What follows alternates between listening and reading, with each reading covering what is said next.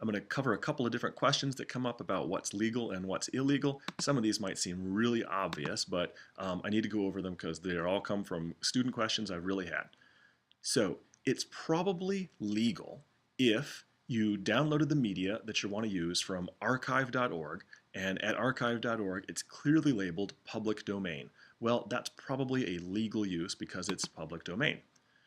If you got a piece of media from Wikimedia Commons and you noticed it was labeled CC Attribution Share Alike 3.0 Unported, and you cited it that way in your credits, and you have remembered to label your video as also CC Attribution Share Alike 3.0 Unported, then that's probably a legal use. No problems there. If a piece of media came from your friend, she composed the music herself, and you have her permission on file, and you've given that to the teacher, and you cite her properly in the credits, that's legal. You shouldn't have any problem with any of those scenarios.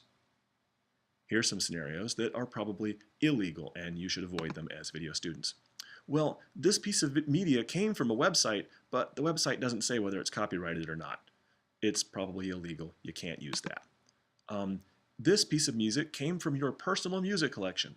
Fine, but in order to duplicate it and put it in your video project, that would be rebroadcasting and therefore illegal unless you have permission or unless it is fair use. It seems to be pretty old, so it's probably in the public domain. Sorry, unless you're certain it's in the public domain, don't use it. It's probably illegal and you should not touch it. What if I'm not selling my work? I'm just putting it on the internet for people to share. Sorry, but copyright law does not distinguish between whether you're a commercial entity making money from your creations or whether you're non-commercial or non-profit or just for the public good making these videos. If you break copyright law, you're still liable for the outcome of that. Remember, you may have permission to the last one.